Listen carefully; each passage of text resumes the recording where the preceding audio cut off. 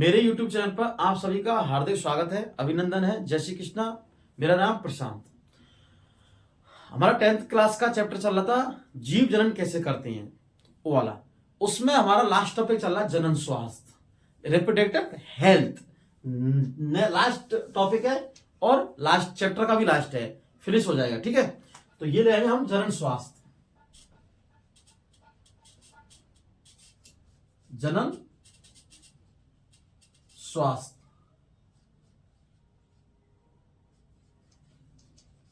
Reproductive health, reproductive health. ठीक है, ये चल रहा हमारा रिप्रोडक्टिव हेल्थ। जनन स्वास्थ्य, जनन स्वास्थ्य सब जितना हमारा है, जनन स्वास्थ्य एक ही हमारा है कि जनन स्वास्थ्य किसे कहते हैं। तो सबसे बड़ी परिभाषा आती है जनन स्वास्थ्य। तो जनन से संबंधित सभी आयाम जैसे शारीरिक, मानसिक, व्यवहारिक और सामाजिक रूप से कैसा होना, स्वस्थ होना। कैसा होना, स्वस्थ।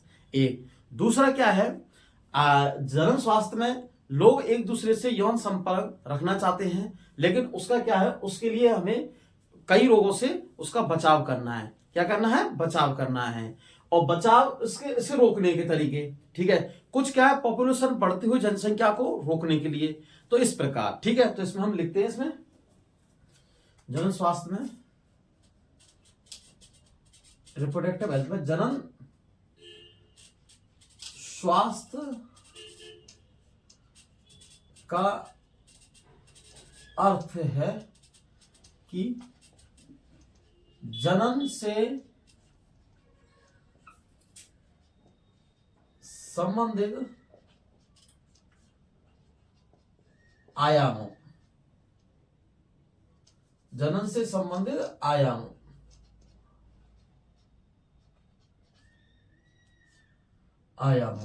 जनन से संबंधित सभी, ऐसे लोग जनन से संबंधित सभी आयामों,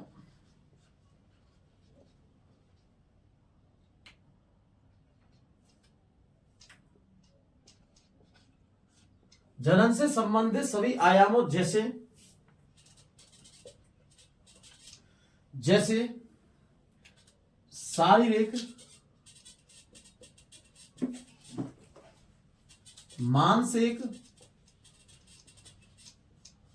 व्यवहारिक व सामाजिक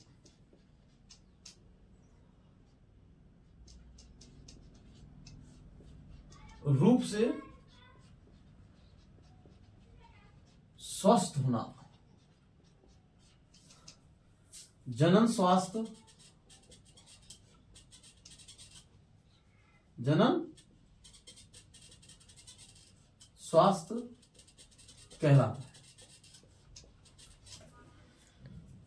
क्या कहलाता है, जनन स्वास्थ्य कहलाता है। ठीक है, तो जनन स्वास्थ्य का अर्थ है जनन से संबंधित सभी आयाम जैसे शारीरिक, मानसिक, व्यवहारिक, सामाजिक रूप से स्वस्थ होना। स्वस्थ होना जनन स्वास्थ्य कहलाता है, रिप्रोडक्टिव हेल्थ कहलाती है। जैसे जनन स्वास्थ्य का अर्थ है जनन से संबंधित सभी आयाम, सभी आयामों जैसे शारीरिक, मानसिक, व्यवहारिक, सामाजिक रूप से कैसे होना, स्वस्थ होना। क्या कहलाता है, जनन स्वास्थ्य। शारीरिक मतलब आदमी बिल्कुल अगर जैसे कोई भी बीमारी, उस डिजीज के संबंधित यौन संचरित रोग, एसटीडी डिजीज होती हैं, एसटीडी डिजीज होती हैं, इनसे क्या मानसिक, शारीरिक मतलब कमजोर पड़ना, दुबला पड़ना, मानसिक आदमी का मानसिक विकार रहता है।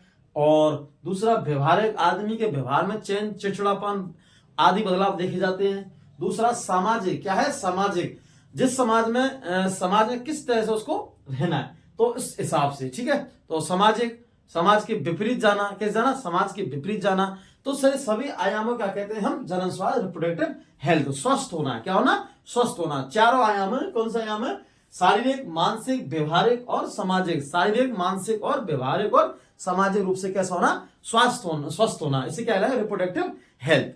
ठीक है, रिप्रोडक्टिव हेल्थ कहलाएंगे।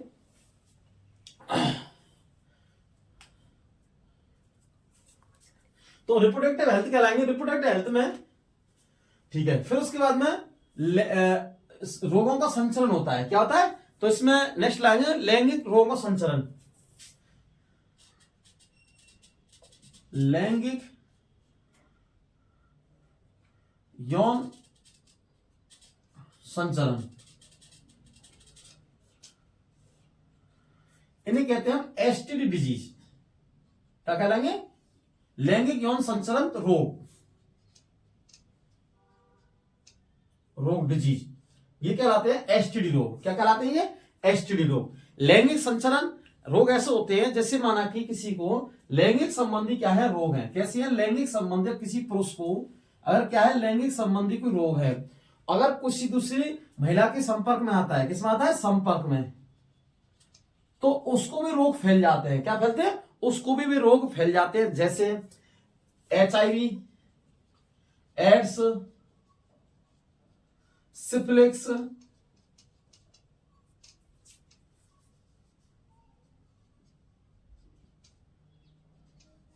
गोनेरिया, ये आदि रोग होते हैं। कुछ तो क्या है जो आदि रोग होते हैं, HIV, एड्स, सिफिलिस और आदि गोनेरिया,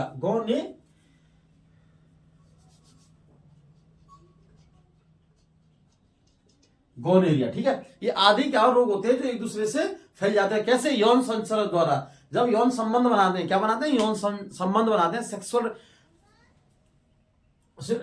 पार्टनरशिप, यौन संचरण रोग बनाते हैं, तो ये रोग क्या है? एक दूसरे में फैल जाते हैं। ठीक है, तो ये क्या? HIV, एड्स, सिफिलिस, गोनेरिया आदि इत्यादि रोग हैं। कुछ तो होते हैं जो जीवाणु जनित रोग होते हैं, कुछ क्या है? वायरस रोग होते हैं। ठीक है, तो हेडिंग लगाते हैं एसटीडी रोग।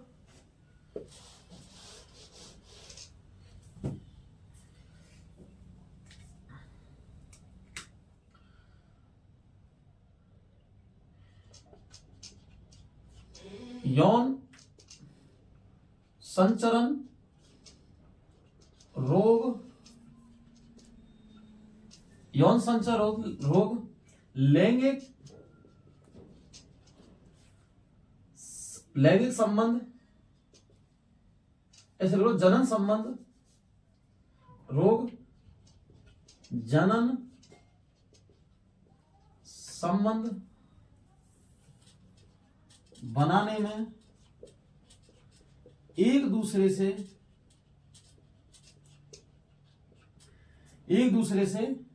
फैल जाते हैं, या एक दूसरे से फैल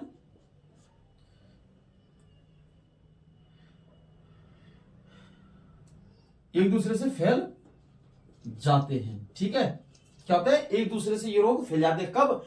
जनन संबंध बनाने पर। क्या? यौन संपर्क बनाने, यौन संबंध बनाने पर, या फिर जनन। तो ये जो यौन संचरण रोग है, जनन संबंध बनाने में एक दूसरे से फैल जाते हैं। क्या फिर? एक दूसरे से फैलते हैं। इन्हें एसटीडी रोग बोलते हैं। इन्हें ही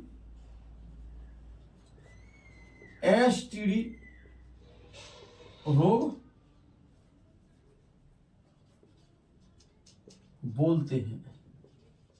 ठीक है, एसटीडी मतलब कभी कभी एसटीडी की फुल फॉर्म पूछना है, सेक्सुअल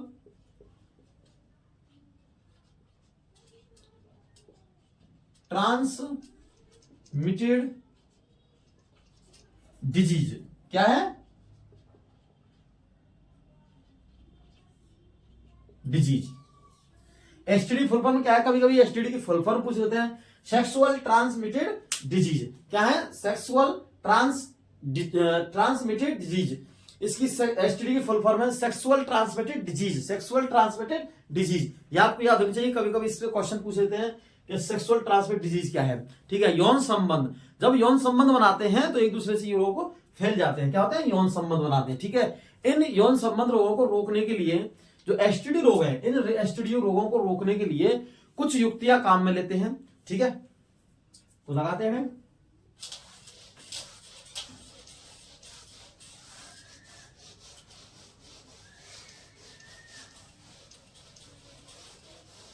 इनको कुछ हद तक रोक सकते हैं। क्या रोक सकते हैं? तो इसे लगाते हैं एसटीडी डिजीज को की रोकथाम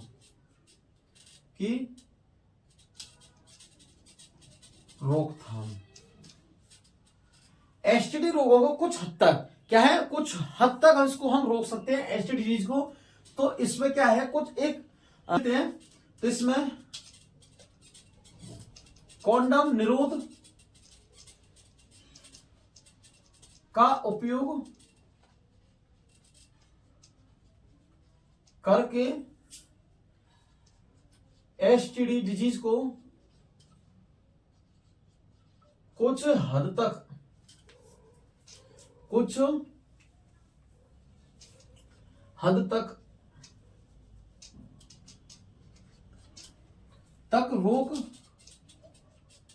रोकथाम कर सकते हैं, रोकथाम कर सकते हैं।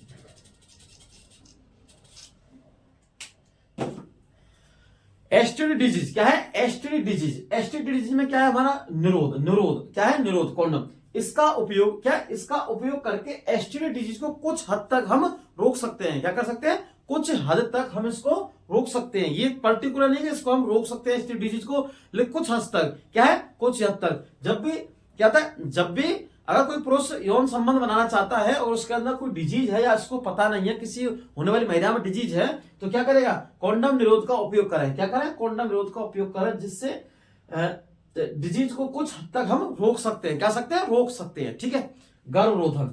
ठीक है, नेक्स्ट चलेगा हमारा गर्भरोधन।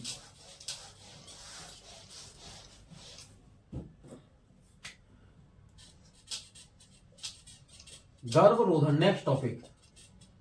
तो छोटी छोटी चीजें ये, इनमें से क्वेश्चन बनते हैं लास्ट में एग्जाम में। तो गर्भरोधन क्या है? गर्भरोधन का मतलब होता है गर्भ को रोकना। क्या है? गर्भ को रोकना को क्या कहते हैं हम? गर्भधारण या गर्भाशय से, मतलब गर्भ को रोकना। क्या? गर्भधारण को रोकना। ऐसे मान लो इसको, अगर दूसरी भाषा में समझे इसको, तो गर्भधारण को रोकना ही गर्भरोधन कहलाता है। क्या कहलाता है? गर्भधारण को रोकना ही गर्भरोधन कहलाता है। क्या कहलाता है? गर्भरोधन कहलाता है। इसमें क्या होता है? अंडकोश का, शुक्राणु को अंडकोश का तक को मिलने नहीं दिया जाता है। क्या करता है? तो ऐसे कुछ कुछ यांत्रिक तरीके होते हैं। जैसे सबसे पहले चलते हैं इसमें प्राकृतिक तरीके। क्या चलते हैं? प्राकृतिक, फिर चलते हैं इसके बाद यांत्रिक, फिर कुछ रासायनिक तरीके चलते हैं इसमें। तो सबसे पहले हम गर्भरोधन, तो गर्भरोधन की परिभाषा में अगर समझेंगे तो गर्भरोधन किसे कहते हैं? तो गर्भरोधन का एक होता है गर्भधारण को रोकना। क्या? गर्भधारण को रोकना। और गर्भधारण रोकने के लिए काफी कारण होते हैं, जैसे मनचाहे व्यक्ति से मतलब यौन संबंध बनाना, उसके लिए भी जरूरी है। दूसरा, दोनों बच्चों के बीच में विशेष अंतराल देना। क्या देना? विशेष अंतराल देना। तो ये क्या है? इसलिए हम क्या गर्भरोधन रोकते हैं। इसके लिए कुछ प्राकृतिक तरीके हैं। क्या है? कुछ प्राकृतिक तरीके हैं। दोनों बच्चों के बीच में गैप देना इसलिए आवश्यकता है क्योंकि एक बार मतलब बच्चे के बारे में जन्म देती है मां, जो उसकी प्रेगनेंसी के बारे में काफी उसको जोखिम उठानी पड़ती है। शरीर में जितनी घाव होते हैं या फिर मरम्मत का कार्य चलता है बॉडी में, बॉडी उसकी परिपक्व हो जाए, क्या हो जाए? मैच्योर हो जाए, और आज से खान पीन का अपना विकास कर सके, जिससे उसको परिपक्व समय मिल सके, जिससे बॉडी का विकास में कोई रुकावट ना आए। इसलिए क्योंकि उस समय काफी ब्लड की खपत होती है। ठीक है, काफी पेन किलर दर्द होते हैं। ठीक है, तो उससे बचने के लिए। ठीक है, तो ये गर्भरोधन है। ठीक है, तो इसमें क्या है? गर्भरोधन क्या कहलाता है? गर्भधारण को रोकना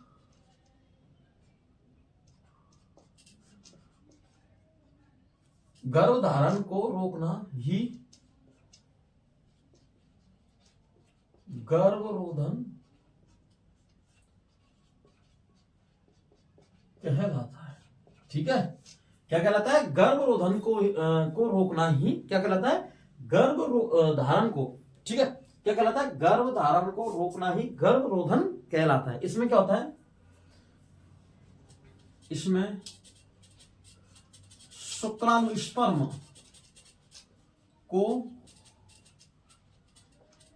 अंडाणु से अंडकोश का लिख लो, ऐसे कह लो, अंडाणु से नहीं अंडकोशिका से, जो एक्सेल होती है। क्या होती है? एक्सेल। स्पर्म को एक्सेल से। ठीक है, तो शुक्राणु को अंडकोशिका से,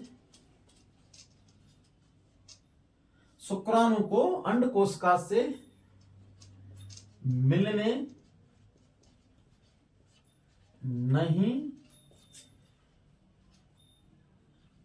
नहीं दिया जाना, या मिलने नहीं देना। इसमें शुक्राणु को अंडकोशिका से मिलने नहीं देना है। क्या करना? मिलने नहीं देना है। इसमें शुक्राणु को अंडकोशिका से मिलने नहीं देना है। क्या ना? मिलने नहीं देना। ठीक है, शुक्राणु को अंडकोशिका से मिलने नहीं देना। इसमें शुक्राणु को अंडकोशिका से मिलने नहीं देना। ठीक है, गर्भरोधन में। और गर्भधारण की परिभाषा क्या होती है? गर्भधारण को रोकना। क्या? गर्भधारण को रोकना ही गर्भरोधन कहलाता है। ठीक है, इसमें कुछ विधियां होती हैं। गर्भ रोधन की विधियां, ये है हमारी गर्भरोधन की विधियां। ठीक है, तो गर्भरोधन की विधियां में सबसे पहले पढ़ेंगे प्राकृतिक विधि, जो चली आई है। प्राकृतिक विधि,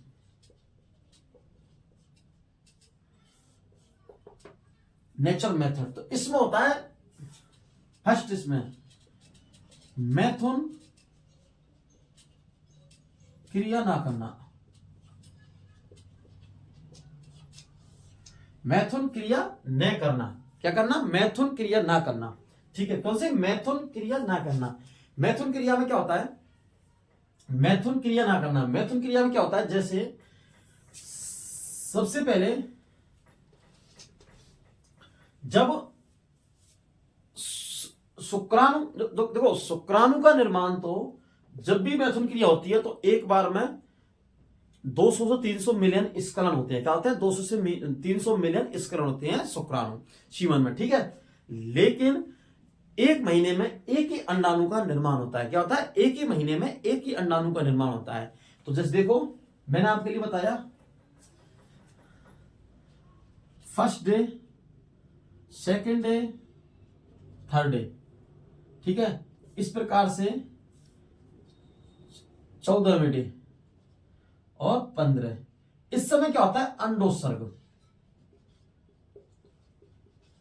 अंडोत्सर्ग का मतलब है कि जो अंडाणु मतलब अंडाशय से बनने वाला अंडाणु, क्या है? अंडाशय से बनने वाला अंडाणु अंडवाहिनी में आता है। कहां आता है? अंडवाहिनी में, फेलोपियन ट्यूब में आता है। और जब फेलोपियन ट्यूब में आता है तो अंडोत्सर्ग, अंडे शुक्राणु प्राप्त करने के लिए अपने आप को एक डेवलपमेंट करता है, अपने आप को किसके लिए? शुक्राणु प्राप्त करने के लिए। ठीक है, तो ये क्या करते हैं? इसको प्राप्त करने के लिए क्या करता है ये? ठीक है, अब क्या करते हैं? इस समय क्या है? मैथुन ना करना। अगर इस समय मैथुन नहीं करना, अपने आप पर संयम रखना। क्या रखना? संयम। ठीक है, इस समय, क्योंकि अंडोत्सर्ग होता है। क्या होता है? अंडोत्सर्ग। तो इसमें लिखते हैं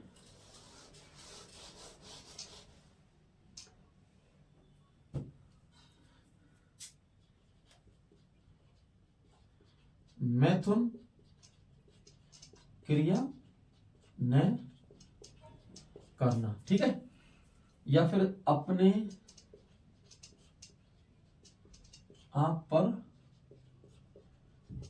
संयम रखना।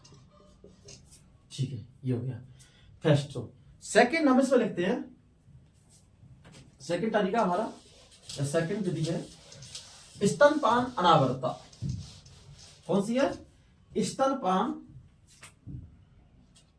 सेकंड लगाते हैं हम।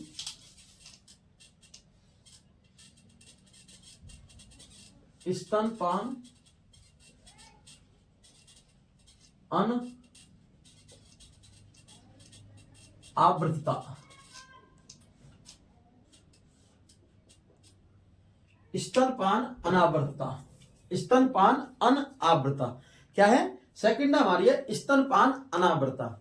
स्तनपान अनावृतता में क्या होता है कि जब बच्चे का जन्म होता है, क्या होता है? बच्चे का जन्म होता है तो महिला क्या कराती है? स्तनपान कराती है। क्या? बच्चे को दूध पिलाती हैं। जब बच्चे को दूध पिलाती हैं तो उस समय अंडोत्सर्ग नहीं होता है। क्या नहीं होता है? अंडोत्सर्ग नहीं होता है, या फिर अंडे का निर्माण नहीं होता है। क्या नहीं होता है? अंडोत्सर्ग नहीं होता है। जब अंडोत्सर्ग नहीं होगा, नहीं देखा जाएगा, तो इस काल में मासिक चक्र भी नहीं देखा जाएगा। क्या नहीं देखा? एमसी पीरियड भी नहीं देखा जाएगा। ठीक है, जब क्यों ऐसा कारण क्या है? क्योंकि प्रोलैक्टिन है। क्या है? प्रोलैक्टिन जो दूध का उत्पादन करता है। क्या करता है? प्रोलैक्टिन दूध का उत्पादन करता है। यह करेगा LH और FSH, दो हार्मोन है LH और FSH।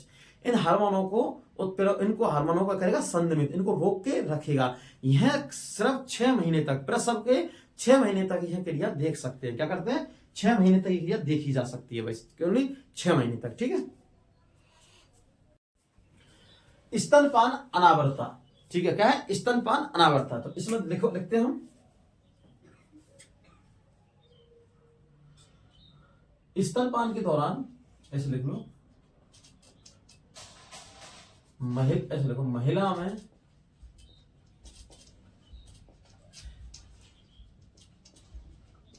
स्तनपान के दौरान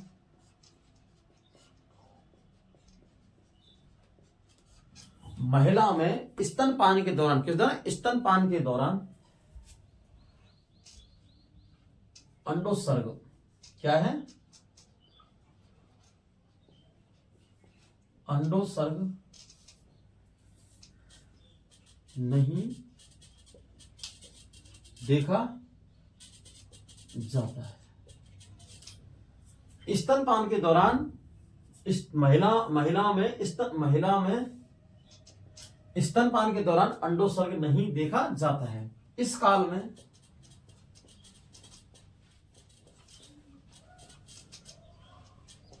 में आर्तव चक्र भी नहीं देखा जाता है। क्या है? इस काल में आर्तव चक्र भी नहीं देखा जाता है। ठीक है। आर्तव चक्र मतलब MC पीरियड। ठीक है। तो इस काल में MC पीरियड भी नहीं देखा जाता है। तो महिला में स्तनपान के दौरान अंडोत्सर्ग नहीं देखा जाता है। क्या? जब माँ बच्चे को क्या पिलाती है? दूध। तो उस समय स्तनपान के दौरान अंडोत्सर्ग नहीं होता है। क्या होता है? अंडोत्सर्ग नहीं होता है। ठीक है। क्या नहीं होगा? अंडोत्सर्ग नहीं होगा स्तनपान के दौरान। ठीक है। क्या नहीं होगा? अंडोत्सर्ग नहीं होगा। तो नहीं देखा जाता है। इस काल में आर्तव चक्र भी नहीं देखा जाता है। तो कारण क्या है इसका? कारण है प्रोलैक्टिक का अधिक स्तर LH, क्या है? प्रोलैक्टिक का अधिक स्तर LH व FSH हार्मोन को संदमित रखता है। हार्मोन क्या रखता है? संदमित रखता है। किसको? प्रोलैक्टिक का अधिकतर स्तर LHS और FHS को। ठीक है। क्या रखता है? संदमित रखता है, संदमित रोकते रखता है। यह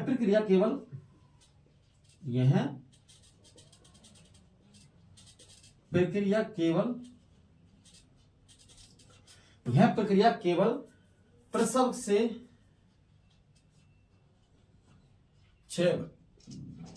6 माह बाद तक ही संभव मानी जाती है।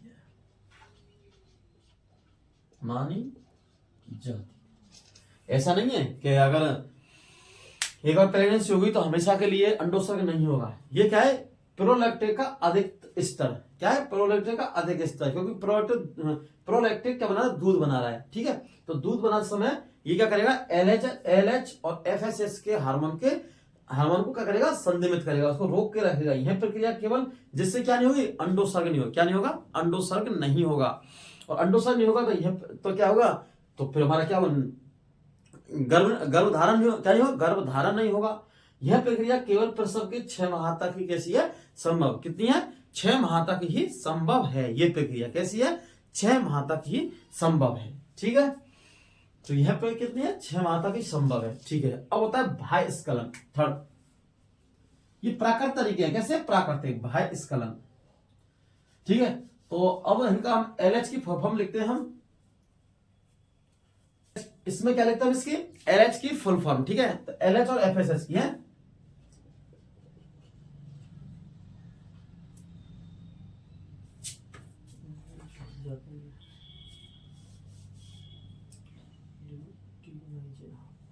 हाँ, तो हम क्या लिखते हैं इसमें? LH की और FSH का लिखते हैं फुल फॉर्म लिखते हैं। तो LH की लिखते हैं सबसे पहले हैं, LH की ल्यूटिनाइजिंग हार्मोन।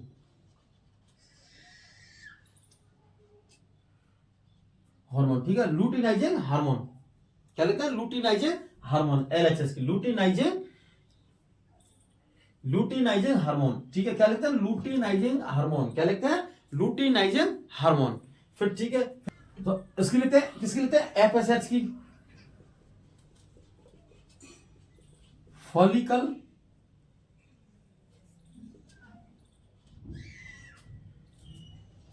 स्टिमुलेटिंग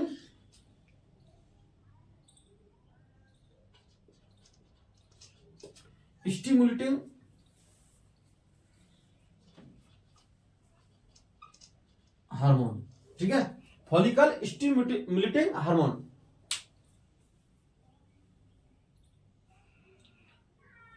तो ठीक है, ये भाई, तो पहली LH बराबर लुटिनाइजिंग हार्मोन, क्या है, लुटिनाइजिंग हार्मोन, और FSH बराबर है फॉलिकल, क्या है, फॉलिकल स्टिमुलेटिंग हार्मोन, क्या है, फॉलिकल स्टिमुलेटिंग हार्मोन, कौन सा है, फॉलिकल स्टिमुलेटिंग हार्मोन। तो ये ठीक है, फॉलिकल स्टिमुलेटिंग हार्मोन। तो ये हो गया ठीक है। तो स्तनपान अनावृता क्या है, महिला में स्तनपान के दौरान अंडोत्सर्ग नहीं देखा जाता है, क्या नहीं देखा जाता है, स्तनपान के दौरान अंडोत्सर्ग नहीं देखा जाता है। इस काल में आर्तव चक्र भी नहीं देखा, मतलब MC पीरियड नहीं देखी जाती है। कारण क्या है, प्रोलैक्टिन का अधिक स्तर, क्या है, प्रोलैक्टिन का अधिक स्तर LH व FSH हार्मोन को संनियमित रखता है, क्या रखता है, LH व FSH हार्मोन को संनियमित रखता है ठीक है। यह प्रक्रिया केवल प्रसव के 6 माह बाद तक ही देखी जाती है, 6 माह तक ही देखी जाती है, 6 माह तक ही देखी जाती है, ऐसे कर लो इसको, 6 माह तक ही संभव है, 6 माह तक ही संभव है ठीक है, 6 माह के बाद नहीं है ठीक है, 6 माह तक केवल, यहाँ पर कितनी है, 6 माह तक ही मान्य होती है ठीक है, ऐसे मान लो है। तो इसमें क्या है, 2 हार्मोन होते हैं, एक तो LHS वो LH और एक FSH ठीक है। LH का मतलब लुटिनाइजिंग हार्मोन और FSH का मतलब फॉलिकल स्टिमुलेटिंग हार्मोन, क्या है, फॉलिकल स्टिमुलेटिंग हार्मोन ठीक है। नेक्स्ट लिख इसमें बाह्य स्खलन,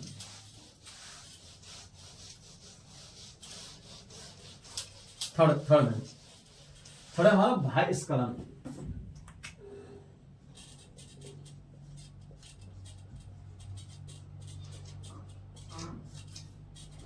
थर्ड विधि हमारी प्राकृतिक कौन सी है, बाह्य स्खलन, क्या है, बाह्य स्खलन। बाह्य स्खलन में क्या होता है, मैथुन क्रिया के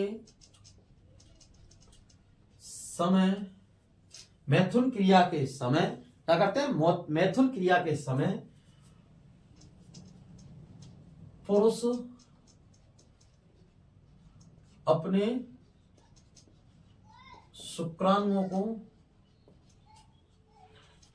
योनि मार्ग, कौन सा, वेजिना मार्ग ठीक है, योनि मार्ग से, योनि मार्ग के बाहर, ऐसे देखो, योनि मार्ग के बाहर छोड़ देता है, इसे कहते हैं बाह्य स्खलन, बाह्य स्खलन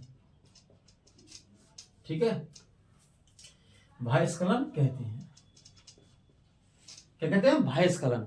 इसमें क्या होता है, मैथुन क्रिया के समय, क्या है, मैथुन क्रिया के समय पुरुष अपने शुक्राणुओं, किसको, पुरुष अपने शुक्राणुओं को योनि मार्ग से बाहर छोड़ देता है, क्या कहते हैं, योनि मार्ग से बाहर छोड़ देता है, इसे कहते हैं बाह्य स्खलन, क्या कहते हैं, बाह्य स्खलन, क्या कहते हैं इसको, बाह्य स्खलन ठीक है। ये हो गया। अब इसमें हमने प्राकृतिक विधि यूज में ले ली, अब लेंगे इसमें यांत्रिक, कौन सी लेंगे, यांत्रिक विधि ठीक है, सेकंड नंबर की है ठीक है बच्चों। तो फिर सेकंड नंबर की विधि लेते हैं, इसमें क्या लेते हैं, सेकंड नंबर की विधि, और सेकंड नंबर की विधि में यांत्रिक विधि, सेकंड लेते हैं यांत्रिक विधि या फिर यांत्रिक अवरोध। क्या है? यांत्रिक विधि या फिर यांत्रिक अवरोध।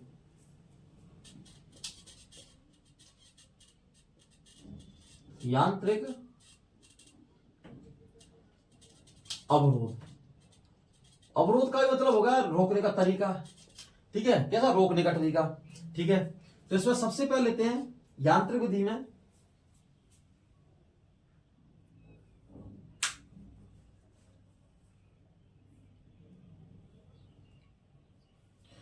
यांत्रिक अवरोध या यांत्रिक विधि में हम लिखते हैं फर्स्ट कि शुक्राणु को शुक्राणुओं को अंडकोश का तक नहीं पहुंचने देना। शुक्राणु को अंडकोशिका तक नहीं पहुंचने देना। क्या देना? शुक्राणु को अंडकोशिका तक, शुक्राणुओं को अंडकोशिका तक नहीं पहुंचने देना। क्या देना? शुक्राणु को अंडकोशिका तक नहीं पहुंचने देना। ठीक है, ये विधि है। इसमें क्या था? जैसे इसमें उदाहरण है हमारे, सबसे पहले पुरुष। तो पुरुष अपने शिशन मतलब पेनिस पर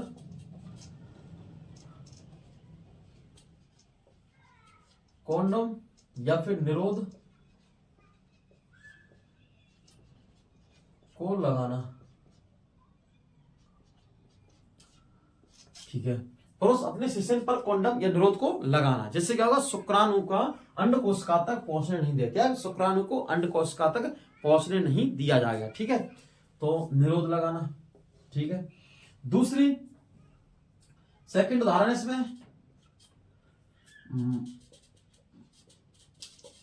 महिलाओं के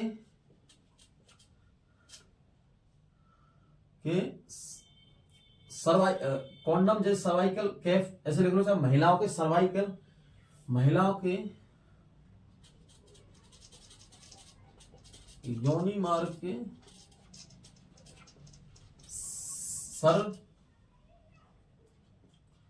सर्वाइकल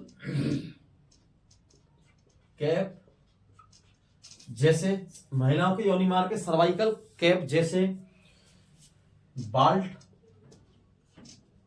डायफ्राम,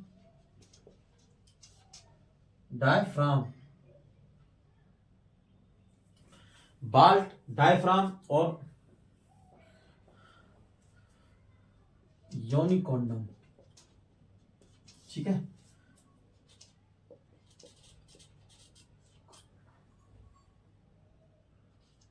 योनि कॉन्डम। ठीक है, इसमें कर लो कॉन्डम। ठीक है, तो ये क्या होगा? महिलाओं के योनि मार्ग के सर्वाइकल कैप जैसे बाल्ट, डायफ्राम, योनि मार्ग। ठीक है, ये हो गई यांत्रिक अवरोध।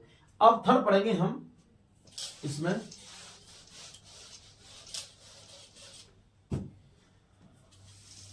थर्ड पढ़ेंगे रासायनिक अवरोध।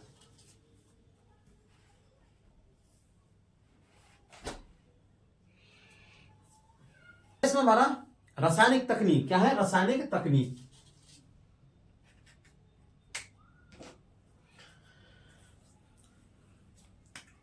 तो सेकंड है हमारी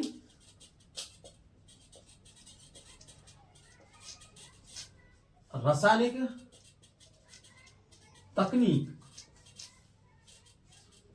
ठीक है, सेकंड क्या है हमारी? रासायनिक तकनीक। यांत्रिक में पहले तो क्वांटम तकनीक हो गई, दूसरी कौन सी हो गई? रासायनिक तकनीक। तो रासायनिक तकनीक में क्या होगा? महिलाओं को कुछ रासायनिक तकनीक मतलब कुछ हार्मोन इंजेक्शन दवाइयां दी जाती। क्या देते हैं? हार्मोन इंजेक्शन, कुछ दवाइयां, हार्मोन इंजेक्शन और कुछ दवाइयां रासायनिक तकनीक में आते हैं काम में। जैसे सच्ची सहेली, मालाडी, बी गैप टैबलेट, एनवाइंडर 72 ऐसी इत्यादि टैबलेट दी जाती है। ठीक है, ये का रासायनिक। इनसे क्या होता है?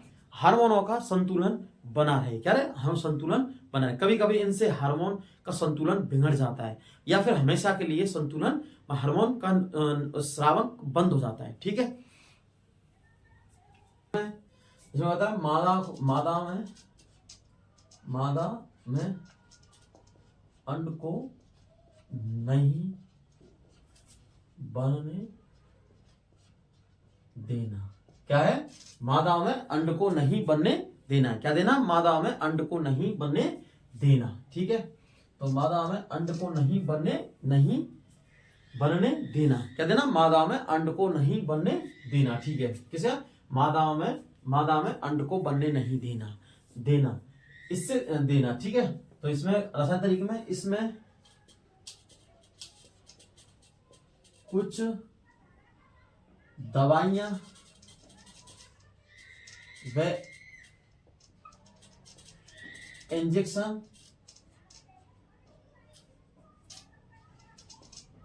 इंजेक्शन आदि का प्रयोग करते हैं। क्या करते हैं?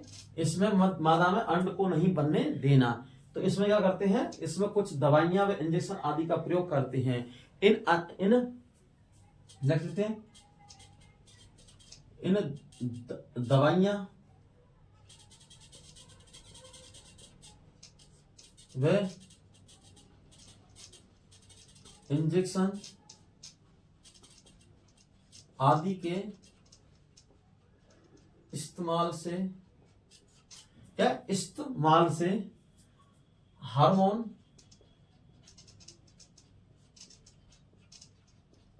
में परिवर्तन हो जाता है। हार्मोन में क्या होता है? परिवर्तन। क्या होगा? हार्मोन में क्या होगा? परिवर्तन। कौन सा परिवर्तन? हार्मोन में परिवर्तन। जिससे क्या होगा? इन दवाइयों या फिर इंजेक्शन आदि के इस्तेमाल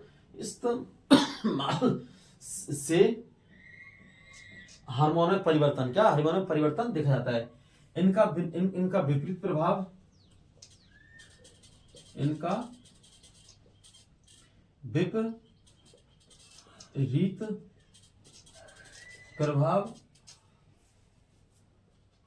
भी हो सकता है। इनका विपरीत प्रभाव भी हो सकता है। क्या होता है? इनका विपरीत प्रभाव भी हो सकता है। क्या है? इनका विपरीत प्रभाव भी हो सकता है।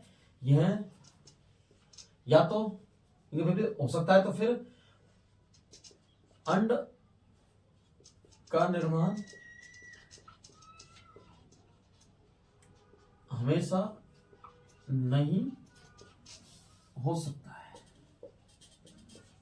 ठीक है, तो अंड का निर्माण हमेशा नहीं हो सकता है। ठीक है, तो इसमें फिर नेक्स्ट लिखो, इसमें एग्जांपल उदाहरण लिखो।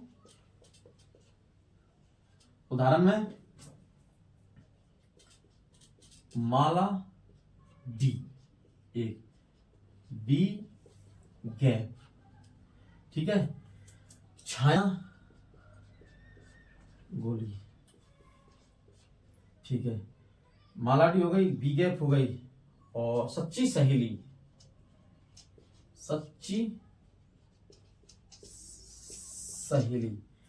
ठीक है, एक होगी अनवांटेड 72